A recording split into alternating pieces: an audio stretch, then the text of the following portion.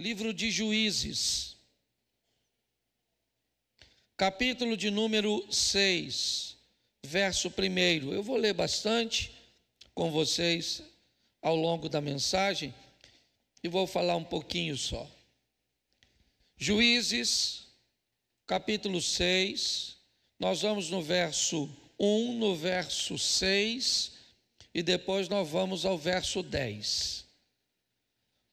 Diz assim o verso 1: Os filhos de Israel fizeram o que era mal aos olhos do Senhor, e por isso o Senhor os entregou nas mãos dos midianitas durante 7 anos. Repita comigo: 7 anos. Assim Israel ficou muito debilitado com a presença dos midianitas.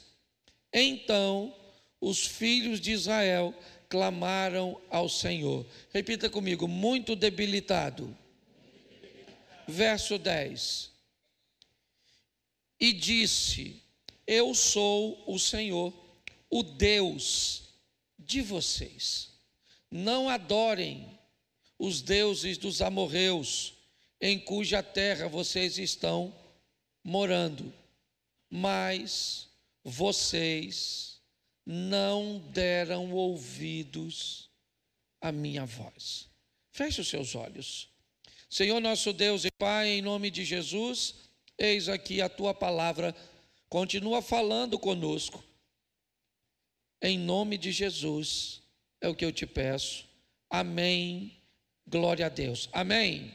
Bom, algumas coisas eu gostaria que você parasse para refletir aqui e depois continuasse olhando de forma mais objetiva. Tem coisas que Deus vai te transmitir aqui, tem coisas que Ele vai transmitir a você no particular. Mais uma vez, o povo de Deus está enfrentando o domínio de um outro povo. Mais uma vez, Israel está sendo assolada, está sofrendo com a presença de alguém que vai dominá-lo, subjugá-lo. Isso deveria ser basicamente impossível, já que este povo tem Deus como seu companheiro de jornada. Aliás, a história de Israel sempre oscila entre liberdade e escravidão, vitória em momentos de glória e momentos de vergonha e de derrota. Você vai ver ao longo da caminhada do povo de Deus essa instabilidade do povo. Mas hoje eu quero te chamar a atenção para algumas coisas aqui.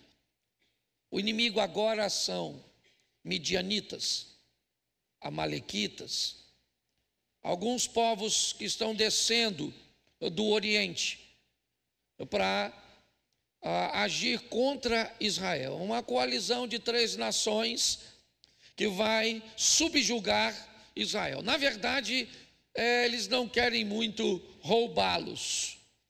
Não. A intenção é só destruir tudo que eles produzem durante o ano. Todo o período de plantio e colheita, eles são atacados pelos seus inimigos. E é exatamente por isso que eles ficam debilitados, que eles enfraquecem. Em algumas traduções, que eles empobrecem. Deus usando uma nação inimiga para atacar seu povo. Nós vimos nos 3 versículos, primeiro, que essa é uma crise que já dura 7 anos.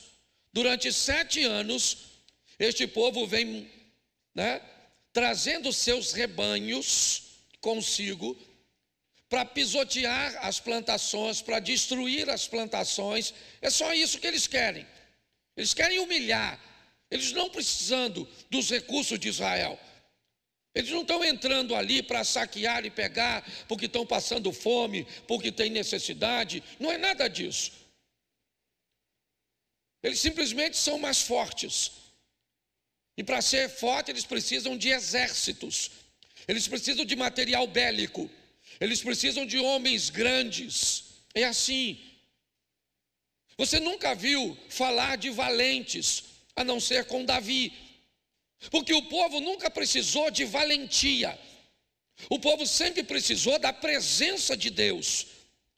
Porque quando Deus estava presente e o povo fazia a sua parte, não interessa o tamanho do inimigo, o povo ia vencer, porque a vitória era garantida por Deus. As outras nações não, eles precisam de carro, cavalos, cavalheiros, é assim. Israel nunca necessitou de fato de tudo isso, porque ele era capaz de vencer com trabalho, com dedicação, mas principalmente o que fazia Israel vencer era algo chamado santidade. Quando Israel resolvia viver e trilhar um caminho correto, obedecendo às leis de Deus, já era. Inevitavelmente, eles venciam, mas todas as vezes que Israel se rebelava, Deus é pai. Então Deus utiliza de um sistema de correção, de disciplina. E o que ele fazia? Usava as nações poderosas para fazer isso. 7 anos é o que nós vimos. Durante 7 anos, obviamente, que o povo empobreceu e enfraqueceu em todas as áreas. Todas as áreas do povo de Deus foram afetadas com empobrecimento, com enfraquecimento, com perda de fé, com a autoestima lá embaixo, com a autoimagem lá embaixo. O povo está vivendo um momento muito difícil já durante 7 anos, como vimos. Mas o motivo está no verso 10. Esse povo resolveu adorar outro Deus. Este povo resolveu ter medo de Baal. Essa é a grande verdade. O povo já está em dúvida, porque este povo adora um Deus pagão, que durante 7 anos manda invadir a terra do povo de Deus, tendo êxito. O povo começa a achar se na verdade quem é Deus de fato não é Baal. Então eles começam a ter medo de Baal. Eles têm agora um altar para adorar Baal no meio do povo de Deus. É isso.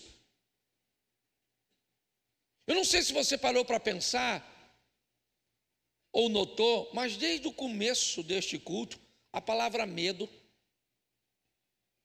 ela permeou esse culto inteiro. Certo? Por que as pessoas não dizimam? Porque tem medo do dinheiro não sobrar. Certo?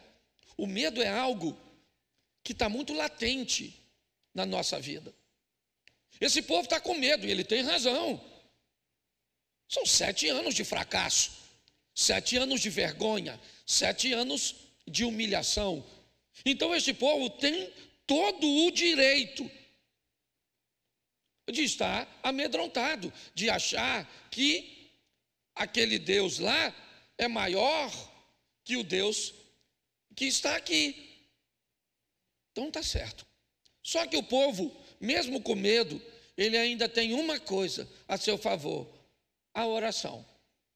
Então, mesmo amedrontado, inseguro, esse povo vai falar com Deus, clamar ao Senhor, que eles não estão aguentando mais. Eles não estão aguentando mais. E aí então, o Senhor vai selecionar um camarada, um indivíduo dentre este povo, para fazer com que esse indivíduo lidere uma revolta. Vai ser difícil de achar o indivíduo, porque a turma está todo mundo para baixo. Mas é nesse momento que aparece um indivíduo. Seu nome? Como é que é o nome dele? Me ajude aí. Gideão. Gideão é um indivíduo que vai ser selecionado para liderar uma revolta. E ele aparece aqui, ó, verso 11. Então o anjo do Senhor veio e sentou-se debaixo do carvalho que está em Ofra, que pertencia a Joás, da família de Abiezer. Gideão, filho de Joás, estava malhando o trigo repita comigo, malhando o trigo no lagar.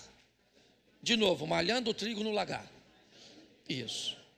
Quando você tiver a oportunidade de ir a Israel, lá na Village, ou Nazaré Village, é uma vilazinha que ela remonta a estrutura da época de Jesus. Então você vai passar lá, você vai ver um indivíduo malhando o trigo, e você vai passar por um lagar durante o percurso, e você vai ver que o lagar é uma estrutura que foi criada para beneficiar a uva, certo? E o trigo foi estabelecido, né, para que comece a beneficiá-lo, era numa eira, num ambiente igual café, a turma do interior, né? Aquele espaço grande, onde joga a palha para cima, joga tudo para cima, o vento leva a palha e fica o grão. Era mais ou menos assim, a grosso modo. Ou seja, se tem um lugar que não dava para malhar o trigo, era no lagar. O lagar não tinha tamanho apropriado, ele não era plano, ele precisava ser desnivelado, porque quando a uva fosse amassada, o que acontecia? O sumo precisava correr para um ambiente. Então ele ia para um lado, né, mais baixo, para ali ser captado por um dreno. Pastor, o que você está querendo dizer? Eu estou querendo dizer que Deus está escolhendo um camarada que aprende a trabalhar com o que tem. Entendeu? O lagar não é o adequado, mas é o que ele tem. Gideão vai ser escolhido por Deus, primeiro por sua resistência. Depois de 7 anos, o cara ainda está lá. Pode notar. Sua adaptabilidade, porque ainda tem isso. Tem gente que é resistente, mas não se adapta. O mundo está mudando, as coisas estão acontecendo. Então, inevitavelmente, nós falamos, pastor, então eu tenho que me adaptar ao pecado. Por que todas as vezes que a gente precisa falar de ajuste, o miserável do pecado está no meio? Não, ele está lá. Tem a eira, não tem, o que tem é um lagar, ele é pequeno, escondido, feito numa rocha, é verdade, inadequado, mas está bom. Deus ainda consegue encontrar no meio do seu povo resistência, adaptabilidade e fé. Isso vai ser o suficiente para fazer com que ele inicie uma revolta, é verdade. Tome uma decisão para tornar o retorno de Deus possível e viável. Você acha que você está em crise só porque o país está em crise? Não, não é só isso não. Você acha que o seu casamento tem dificuldade só porque é difícil viver casado? Não, não é só isso não. Aprenda uma coisa, quando nós criamos um ambiente para Deus estar presente, Ele nos socorre, Ele abre os nossos olhos, Ele nos protege, Ele nos avisa. Você vê que o texto que nós lemos lá, Deus está falando com o povo: eu avisei a vocês para não ficar adorando Baal, eu avisei a vocês para que vocês não tivessem medo de deuses pagãos. Eu avisei, como vocês não me ouviram, está aí 7 anos de dificuldade. Então é esse o ambiente que o povo está. Está por quê? Porque está adorando o Deus errado. Porque está com medo de alguém ou de algo que não tem o poder que tem. Ou pelo menos que parece ter. Mas olha o que diz o verso 13 do mesmo texto. Gideão respondeu: meu Senhor, se o Senhor Deus está conosco, por que nos aconteceu tudo isso? Ele está em dúvida. Normal ou não? Sim ou não? 7 anos que o cara está perdendo, ele já está perguntando: onde está o Senhor? Ele está dizendo: se Deus está conosco, por que nos aconteceu? Onde estão todas as suas maravilhas que os nossos pais na vida dos pais? As maravilhas que eles contavam estavam onde? Na vida dos pais. Sabe o que está acontecendo aqui, que Deus está falando comigo e com você? É que nós temos que parar de viver de história dos outros. Foi seu pai, foi seu avô, foi o Noé, foi o Abraão, foi o Davi, foi o Paulo, foi o fulano, foi ciclano. Quando é que vai parar de ser a história dos outros e vai começar a ser a nossa? Quando é que nós vamos parar de ser meros narradores de histórias alheias e vamos começar a narrar nossas histórias? Porque ele está dizendo: Senhor, o que aconteceu? Olha só, se o Senhor está conosco, olha lá, onde estão todas as suas maravilhas que os nossos pais nos contaram? Está na vida deles. Talvez a sua vida seja ver maravilhas acontecendo na vida dos outros. As coisas acontecem tão pertinho de você, mas nunca com você. Nunca na sua vida. Gideão está narrando isso. Eu ouvi muitas histórias do que Deus fez. Ele só não está fazendo.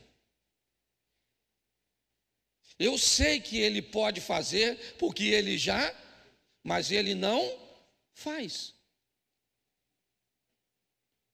O passado é muito bonito, a história é muito romântica, mas não está acontecendo as coisas que eu ouvi na minha vida, na minha família, nos meus negócios. Não está acontecendo. Ele está dizendo: eu estou resistindo isso, eu me adaptei para malhar o trigo no lagar, eu ainda tenho um pouco de fé, mas posso falar francamente, Senhor, onde o Senhor está? Aqui o Senhor não está, porque se o Senhor estivesse aqui, isso não estaria acontecendo. Cadê o Senhor? Às vezes você procura Deus na sua vida, às vezes você procura Deus no seu casamento, às vezes você procura Deus nas suas finanças, e muitas vezes ao procurá-lo você não o encontra. É isso que ele está dizendo. Cadê, Senhor? Cadê? Cadê os Deus que abre mar? Cadê o Deus, né, de Josué? Cadê? Isso só virou histórias do nosso passado, mas nós não vivemos de passado, nós vivemos do agora, e é isso que ele está narrando. Ele vai ter que aprender que a história dos outros é bonitinha, mas não sustenta a nossa caminhada. O que sustenta a nossa caminhada são as nossas histórias com Deus. Pare de viver narrando a história dos outros e comece a viver narrando as suas. É possível acontecer isso. Mas o anjo está chamando ele. Chama Gideão. Depois você lê, que eu não sou obrigado a ler tudo. Homem valente.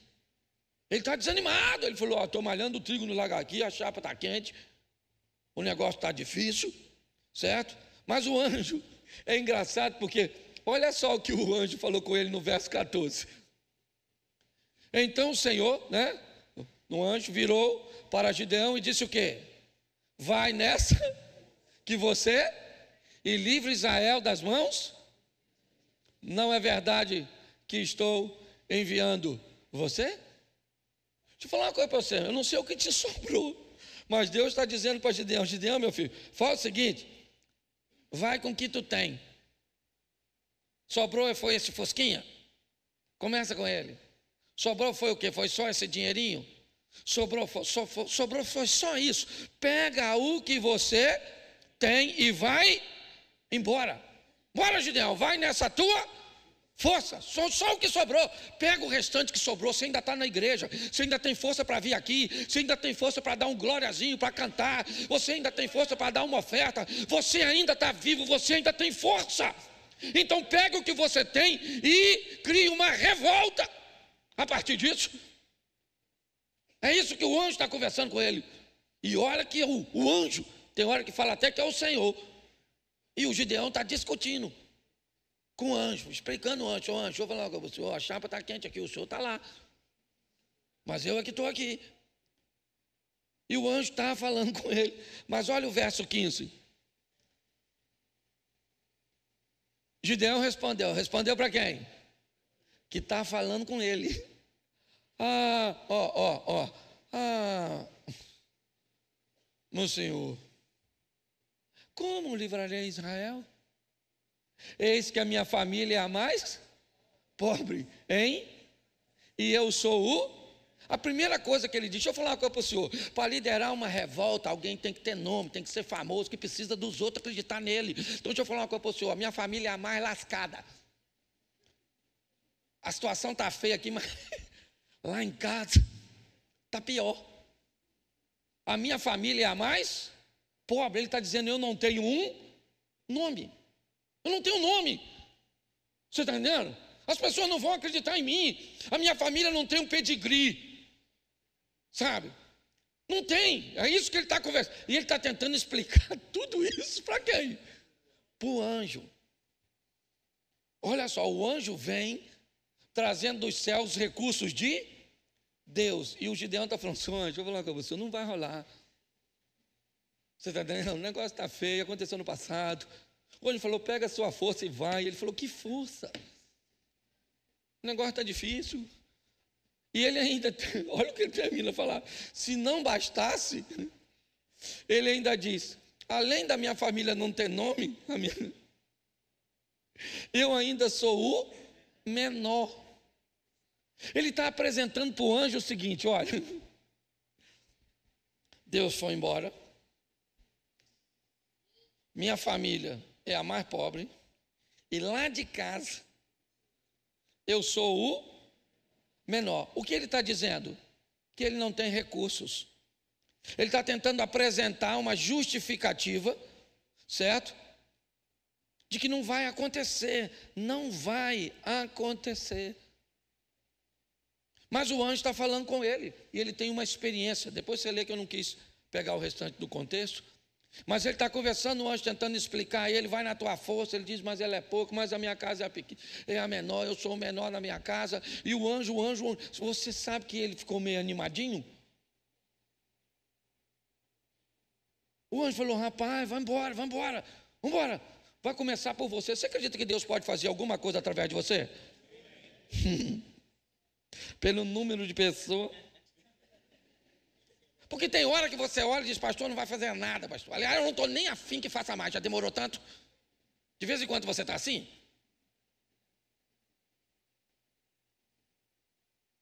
Eu vou te mostrar agora o que vai começar a acontecer na vida desse cara. Quando ele tem essa experiência com Deus, ele tem uma experiência com Deus. Sim ou não? Ó, deixa eu pegar aqui para você entender. Vamos lá. 6:24. Dá uma olhada nesse texto. Então Gideão edificou um altar ao Senhor e lhe deu o nome de o Senhor é até o dia de hoje, está lá, certo? Está em Ofra, que pertence à família de Abiezer. Bom, versículo 26. Isso. No alto desse lugar fortificado, faça para o Senhor. É isso que o Senhor está mandando, ou o anjo, como queiram. Faça, certo? Um local fortificado para o seu, um altar em camada de, depois pegue o segundo touro e ofereça em holocausto, e com a lenha do poste da deusa Aserá, certo? Que você irá, escute aqui. Olha o que Deus falou para o Gideão. Gideão, olha só, você vai fazer o seguinte. Primeiro você vai fazer um altar para mim. Isso já ia dar um BO danado. Porque a turma toda está adorando o Baal e a Asera, as duas entidades. Certo? E pior, além de fazer um altar para mim, você vai quebrar o do Baal e da Asera e pegar a lenha do altar e vai queimar no meu. Porque eu sou seu Deus. O que Deus está falando para Gideão? Gideão, está na hora de você ter uma experiência comigo. Está na hora de nós vivermos a nossa história. Esquece o Abraão, esquece o Moisés, esquece o Isaac. Eles já passaram, esquece. A história do Josué é legal, mas ela já passou. Agora chegou a sua vez, é a sua vez de viver a sua história. E vou falar para você, a experiência dos outros vale muito pouco para você. Você tem que ter as suas. E é isso que Deus está dando a oportunidade. Aí esse cara falou: você vai lá, rebenta o altar do Baal, rebenta de Azera, constrói um para mim. E tudo isso de noite. Deus não falou de noite, foi o Gideão, que ele estava com medo. Depois você lê. Ele chamou uma patotinha que ele tinha e falou: galera, Deus falou comigo ir lá, que é para quebrar o... Ih, rapaz, isso vai dar um... Mas nós vamos fazer de novo. Eu gosto disso, gente. Ele estava com medo de quebrar, sim ou não? Deus mandou. Tem umas pessoas que eu conheço, que se Deus mandasse isso, ele falou: eu vou fazer de dia, para que todo mundo vê, porque fazer de noite é para gente que não tem coragem. Uma vez Tomé falou para Jesus: o senhor está querendo ir em Betânia, o senhor sabia que estão querendo matar o senhor aí? Ele falou: mas eu vou de noite. Se Jesus falou que ia de noite, o que é que tem o Gideão falar? Por que você quer tomar a decisão e enfrentar todo mundo no peito? Daniel era um homem de Deus, sim ou não? Quando chegou que ele não queria comer a comida lá do rei, o que é que ele fez? Ele enfrentou as penais? Não, ele falou: as penais, chega aí, maluco. Pô, dá uma oportunidade aí, a gente não comer essa comidinha não. Beleza? As penais falaram: mas vocês vão ficar magrinhos, vai dar um problema danado aí, pô, na hora do exame de sangue. Poxa. Aí ele falou assim: não, faz o seguinte, faz um período aí de experiência. E aí os meninos estavam fortes. Deixa eu falar uma coisa para você. Deus mandou você fazer, mas é responsabilidade sua. Decidir como vai fazer. Para que esse negócio de você tem fé, talvez você está se lascando por causa disso. Tem uns troços que você tem que fazer com estratégia. Ele chamou a turma e falou: ó, Deus falou para me arrebentar o altar lá do Baal e de Azera, e fazer um para ele. E amanhã de manhã, quando o pessoal acordar, cadê o altar dos deuses? Sumiu tudo, só ficou o de Deus. De quem? Deus ainda falou: porque eu sou o seu. Ele não está falando sou de todo mundo. Ele falou: sou só o seu. Então, por enquanto, só eu e você e essa turma. Por de noite, depois você vai ler que a fofoca é maneira. Eu estou só botando você assim, aguçando. Ele vai lá, olha, verso 27, já lemos? Vamos lá. Então Gideão levou os 10 homens dos seus servos e fez como o Senhor lhe havia, mas porque teve da casa do seu e dos homens daquela cidade, não fez, mas ele estava andando com Deus. Deus era o Deus dele, mas ele tinha o medo que o paralisava ou que ele conseguia controlar? Que ele conseguia? Então, por favor, seja gente. Tem hora que vai dar medo. Tem medo de casar? Tenha medo de casar. É normal. Entendeu? Tem medo, tem medo. Medo é um negócio saudável. Certo? Ele estava com medo, chamou a turma dele lá e foi de noite. Sim ou não? Sim ou não? Pois é, quebrou tudo, fez tudo. E aí, amanheceu. Quantos homens ele tem andando com ele? Isso. Dá para vencer Midianita? Não, mas pelo menos já tem uns 10 caras. Tem gente que não tem ninguém. Lá na rede social você tem 10 seguidores. Você já está maneiro. Se tem mais, já está no lucro. Está com mais do que Gideão. Você consegue entender? Está lá. Agora ele quebra, mas quando ele quebrou, que amanheceu, aí, olha o que aconteceu. Verso de número, vou ler a partir do 28. Isso, dá para.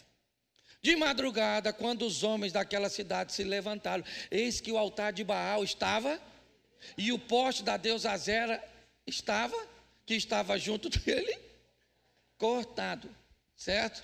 E o referido segundo touro tinha sido oferecido no altar, que tinha sido, mas até o momento ninguém sabe quem fez. O pessoal só está escandalizado. Cadê o altar de Baal? Cadê o poste de Azera? Cadê o touro? Lascou-se tudo. Vamos lá, olha. Pão 29, santo varão. E diziam uns aos outros, ó a fofoca, quem fez isso, gente? Certo?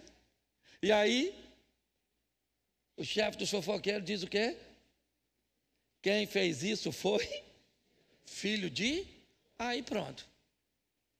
Pronto. Agora o bicho pegou. Já estão sabendo que o tal do Gideão resolveu quebrar as paradas tudo. E servir a um só, romper com os vínculos, viver uma vida diferente. Você está entendendo? E ele resolveu isso e não falou com... Porque quem mandou ele fazer foi... Então, quando Deus mandar você fazer algo, não espere ser ovacionado pelos outros. Às vezes você começa a fazer e ninguém vai entender. Pare de achar que quando você começa a fazer, todo mundo tem que dizer glória a Deus. Verso 30. Então os homens daquela cidade disseram a Joás: traga o seu filho para fora, para que seja, pois derrubou o altar cortou o poste da deusa que estava junto. Agora o pai desse cara vai mostrar o que é pai. Macho. Foram na casa dele, pensa, lá na comunidade. O menino dele foi enquadrado. Vamos lá. Bateram na porta do pai do garoto. Falou: traz esse humilhante para fora, que hoje vai para o saco. Vai morrer. Só estou atualizando na linguagem carioca. Certo? Sim ou não? Olha o pai dele, olha o pai dele, olha o pai dele, olha o pai dele. Verso 31. Porém, Joás, o pai dele, disse o quê? Disse a todos que se puseram contra ele: vocês querem defender a causa do Baal? Vocês querem livrá-lo? Quem defender a causa dele será morto ainda essa manhã. Se ele é Deus, que defenda a si mesmo.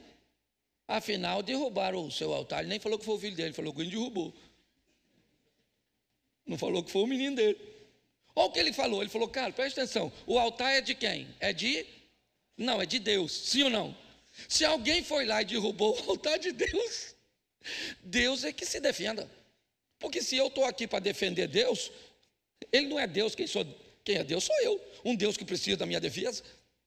E ele já falou logo: se alguém se meter com o meu menino, certo? Só porque alguém derrubou o altar, vai se ver. Eu gosto desse pai que sai na defesa do seu filho, colocando agora Baal no seu devido.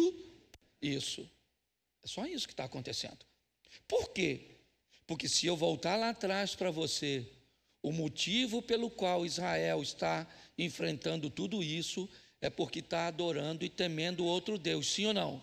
Então Deus vai fazer tudo o que vai fazer aqui só para uma coisa: para esse povo parar de ter medo de outro Deus, parar de servir a outro Deus e se prostrar e adorar somente a Ele, certo?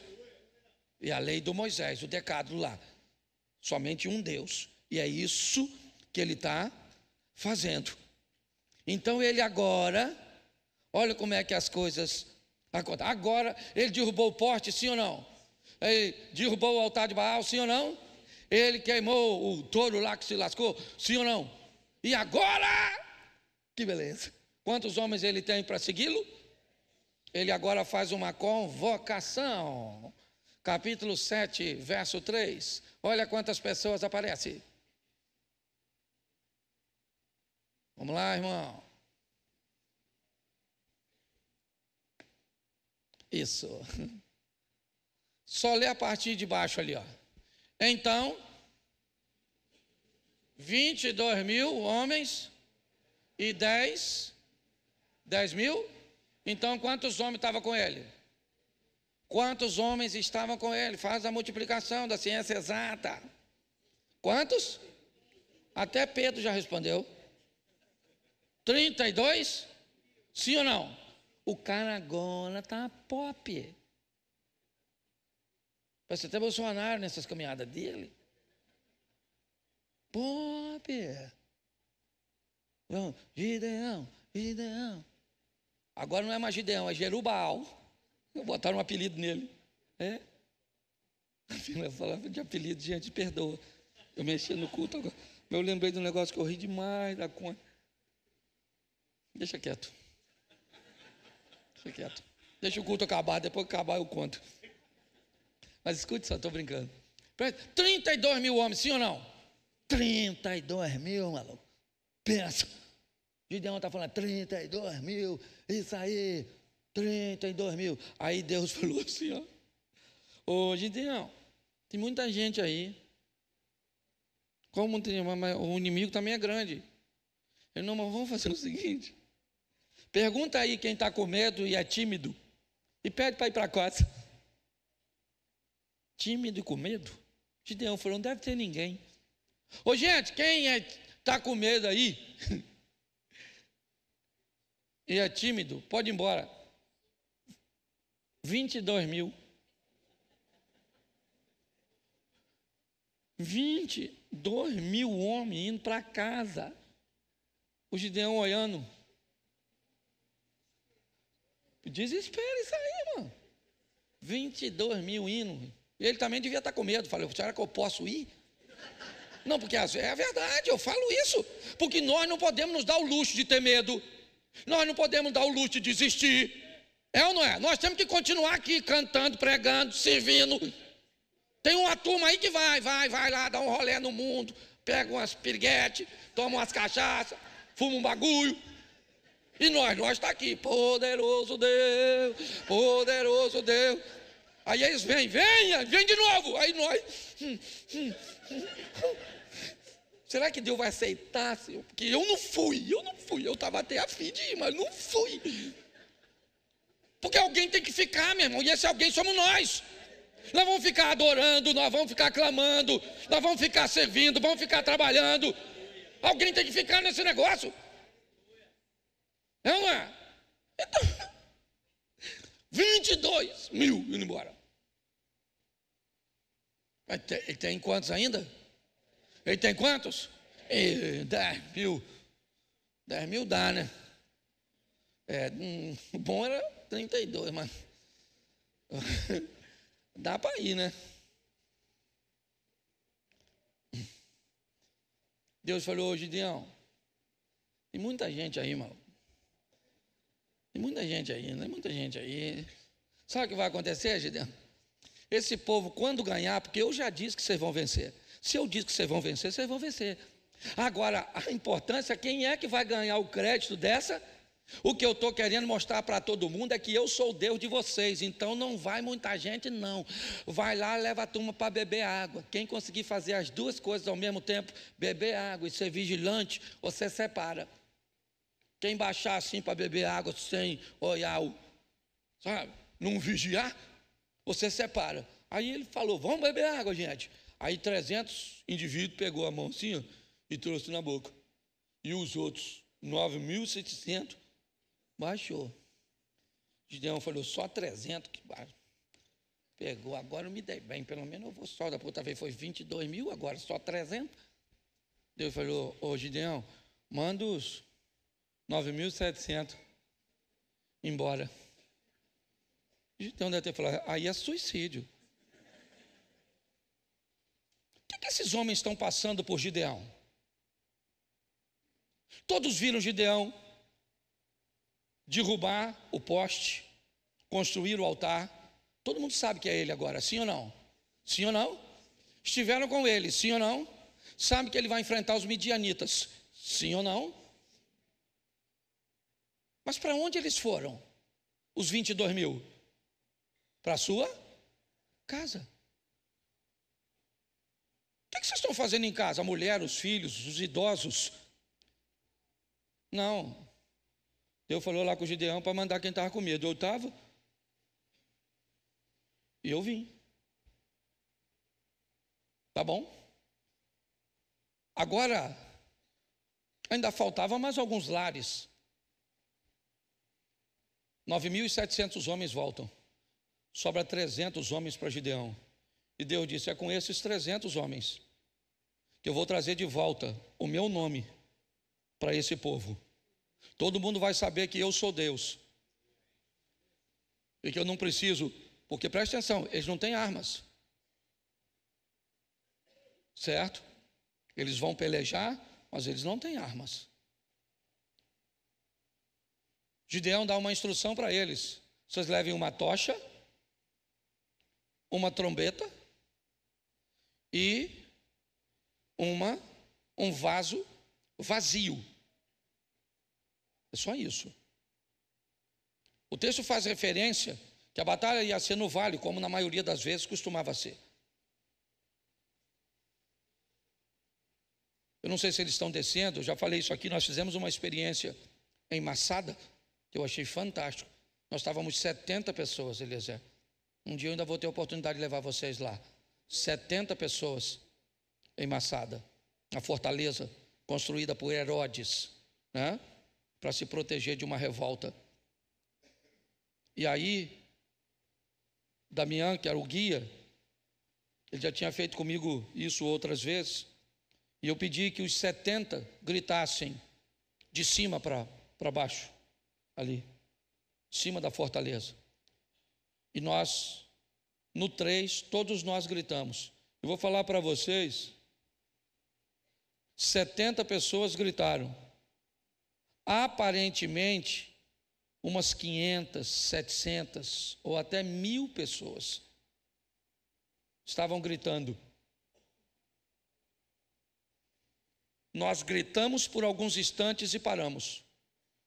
Então o eco foi sendo distribuído por aquela planície. É impressionante. Talvez isso explique por que eles achavam que tinham tanta gente por causa desse efeito. Mas são apenas 300 homens que sobraram para Gideão. Gideão divide esses homens: trombeta, tocha e um vaso vazio. E é assim que eles vão à guerra. Cercam esses homens, esses povos, por 3 direções. Gideão disse: assim que a trombeta tocar, todos toquem a trombeta, todos quebrem os vasos e segurem suas tochas. E assim foi feito. Quando aquilo aconteceu, eu não sei que tipo de efeito causou. Eu sei que os homens começaram de noite, era meia-noite aproximadamente, início da terceira vigília, meia-noite, certo? Início da terceira vigília, aquela escuridão, os homens gritando e aquele barulho vindo de diversos lados. Eles entram em desespero. Alguns guerreiam contra si, ali mesmo. Eram povos diferentes, não eram amigos, na verdade. Fizeram uma coalizão apenas para invadir Israel. Não tinha amizade. Não existe amizade entre os maus. Os maus não têm aliados. Assim que eles vencem os bons, eles lutam entre si. É assim que funciona. Então cada um estava de olho, era na partilha dos despojos. Mas nesse momento, o que acontece? Eles começam a guerrear. Começam a fugir dos 300. Agora sim. Agora, Gideão manda chamar todos. Os homens agora estão em fuga. A tribo de Efraim chega a reclamar, dizer: poxa, você vai numa batalha dessa e não nos chama para fazermos parte de tudo isso? O que indica que eles queriam a glória da vitória.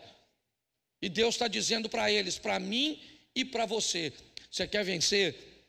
Não coloque ninguém no lugar que só cabe Ele. Ele é o todo-poderoso da sua vida. Eu não sei o que você está enfrentando ou o que você vai enfrentar.